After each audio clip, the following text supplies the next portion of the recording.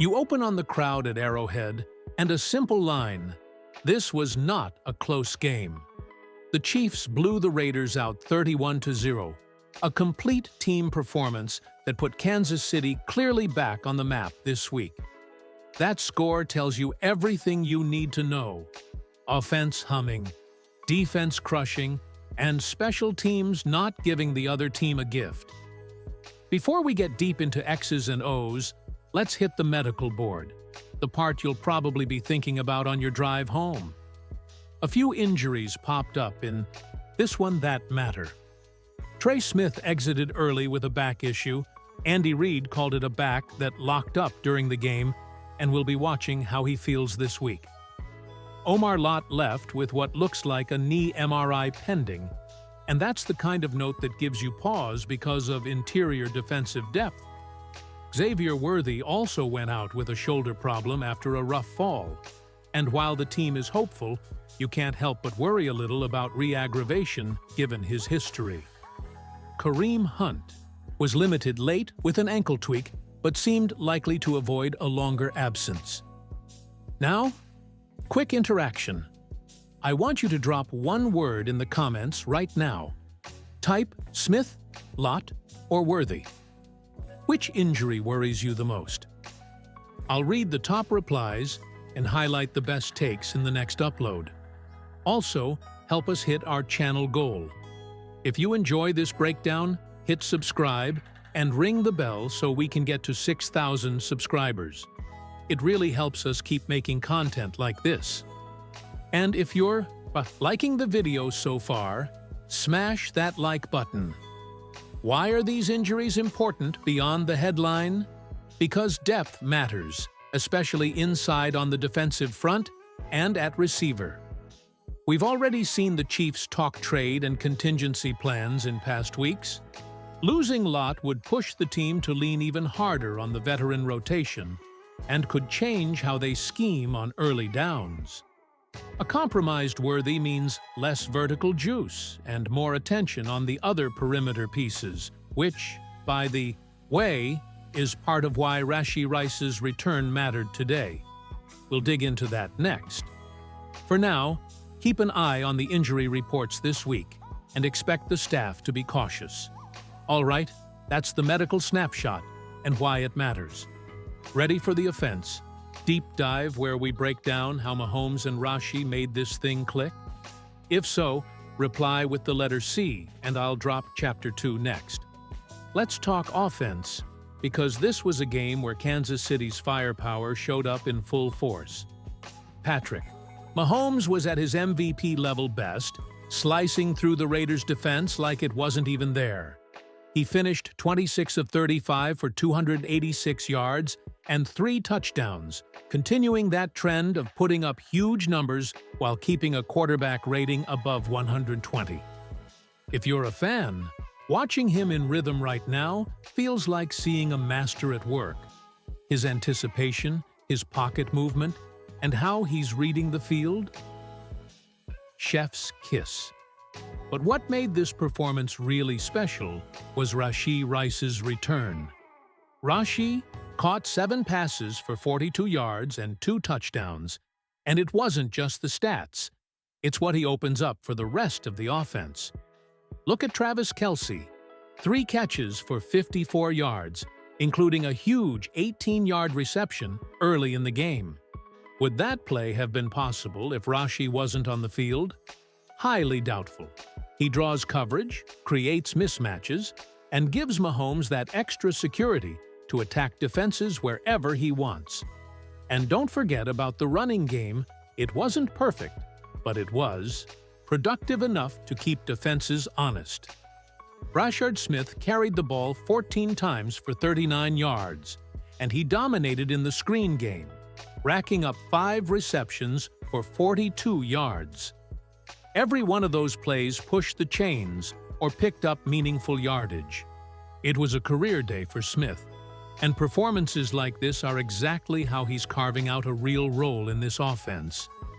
Here's what I want you to think about: situational awareness. The Chiefs knew exactly how to attack the Raiders. Short passes to Rice and Smith Kelsey in the middle, Mahomes scanning and exploiting weak coverage. It was textbook, but the timing and execution? Flawless. Even without forcing the deep shots, Kansas City consistently moved the chains, kept the defense on its heels, and controlled the game clock. That time of possession dominance? Over 70% of the game. That's not luck. That's smart football and execution in every phase of the offense. Now, here's a question for you. Do you want more Rashi-centric breakdowns like this in future videos? Type yes or no in the comments. I'm curious to see if fans want a deeper dive into his role week by week. And if you're enjoying this content, make sure to subscribe and hit the bell so you don't miss any of our Chiefs breakdowns. Every new subscriber helps us reach our 6,000 subscriber goal, and it really keeps this content coming. Before we move on, remember, this wasn't just about one player or one phase. Mahomes, Rice, Kelsey, Smith, and the entire offensive line executed perfectly together. It was a symphony of offense where timing, trust, and play calling combined to make the Raiders look completely outmatched. And if the defense keeps doing its part, Kansas City's offense is only going to get better from here. Next up, we'll break down the defense. Because if you think the Raiders had a chance, think again. The Chiefs' defense didn't just contain them, they completely dominated. But before we dive into that, smash that like button if you're hyped about the Chiefs' offense this season. Now, let's switch gears and talk about the defense. Because if the Chiefs' offense was a well-oiled machine, the defense was a wrecking crew. This was a 31-0 shutout, and the stats tell the story almost better than I could. The Raiders managed just 3 first downs all game, went 0 for 7 on third downs, and failed their only 4th down attempt. That's domination at every level. Every time Las Vegas tried to get anything going, Kansas City's defense was there, pushing back, forcing errors, and keeping the offense in check. Chris Jones and the defensive line set the tone early. Pressure on the quarterback, stuffing the run, collapsing the pocket. It was textbook interior dominance. But it wasn't just the stars. The rotation players and the back 7 were flying around, making tackles, covering receivers, and keeping the Raiders from even getting a rhythm. Honestly, 95 total yards for the Raiders? That's historically bad, but it shows the level of control the Chiefs had over this game. Time of possession. Kansas City had the ball for over 70% of the game. That doesn't just help the offense. It's a direct reflection of a defense that forces 3-and-outs, turnovers, and limits explosive plays. The Raiders couldn't sustain drives, couldn't run effectively, and couldn't even convert on crucial downs. Every play seemed to favor Kansas City, and this kind of dominance is exactly what championship-level defense looks like. Special mention to Tito, the defensive schemes and game prep. Steve Spagnuolo's unit clearly studied film and executed perfectly. Gap discipline, maintaining assignments, and communicating coverage on the fly kept the Raiders from exploiting any openings. And when they did try to push the ball downfield, the Chiefs' secondary was in perfect position. This game wasn't just a talent showcase, it was a mental and physical statement. Now, I want you to comment below. Which defensive play do you think was the game changer? Was it a specific sack, a critical tackle, or a coverage that killed a drive? Drop the time and play. I'll feature the best responses in the next video. It's always awesome to hear what fans notice that we might miss on replay. And here's the bigger picture. While the Raiders were struggling, this was a back-to-back impressive defensive performance, with Week 6 against Detroit also showing strength. Sure, the Raiders weren't the toughest opponent, but a shutout and near-perfect defensive execution sets the tone for tougher matchups ahead. It shows the depth of this unit and how prepared they are to handle any opponent when everyone executes their role. If you're enjoying this breakdown so far, don't forget to subscribe and hit the bell. And if you want these defensive plays analyzed further in a full breakdown, give this video a thumbs up. Every like and subscription helps us hit our 6,000 subscriber goal, and it makes it possible for us to keep producing these in-depth Chiefs analyses week after week. All right, now it's time for the part every fan loves. Winners and losers from this 31-0 blowout. And honestly, this game made it easy on us. One loser, one winner. Starting with the winner, you've got to give it to Brashard Smith. This guy had a career day. And if you've been following me on Twitter, you know I've been talking about him non-stop.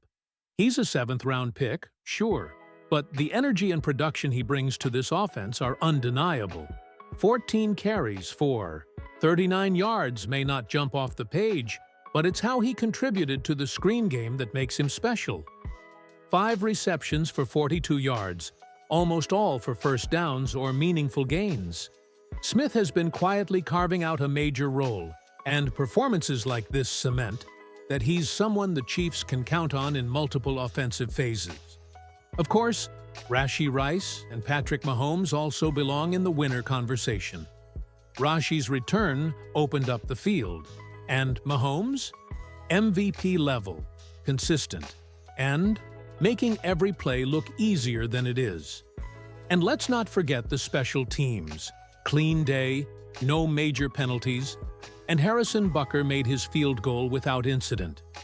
Nico Riho and the Gunners also executed flawlessly.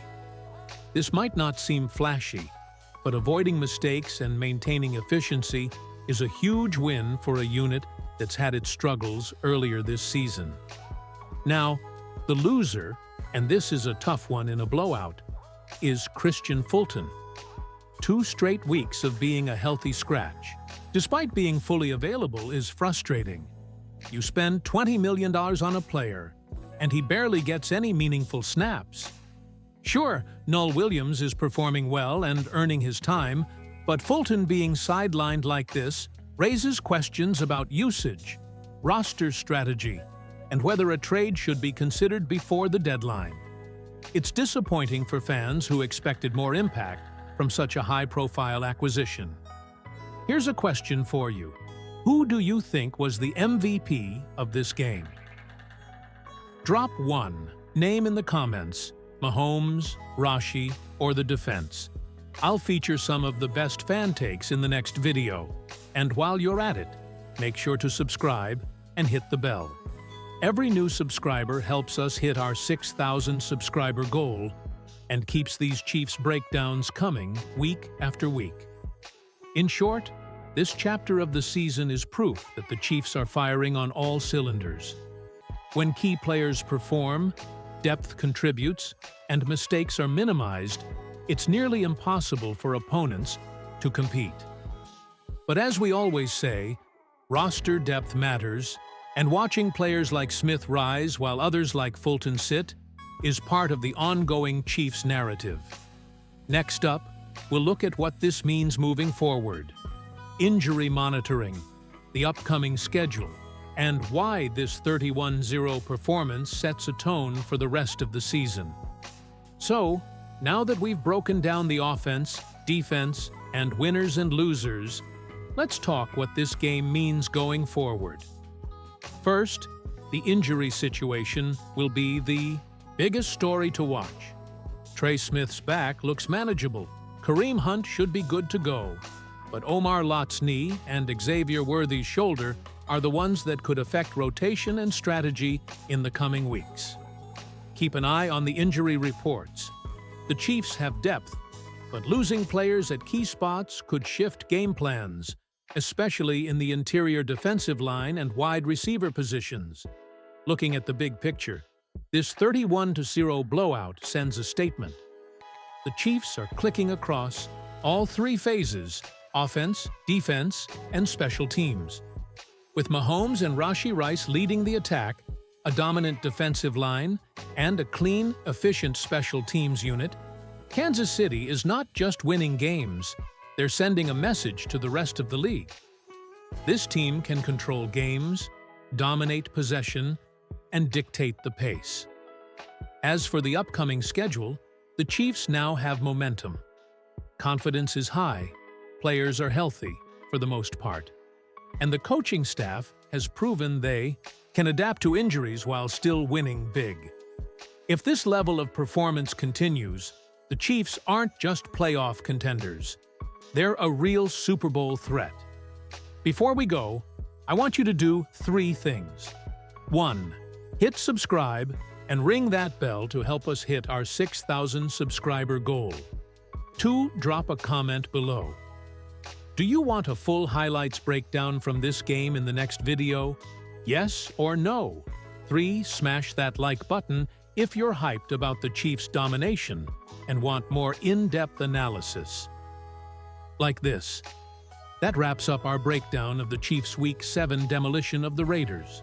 Momentum is on Kansas City's side, but the season is long and every game counts. Stay tuned for more updates. And as always, thank you for being part of the kingdom.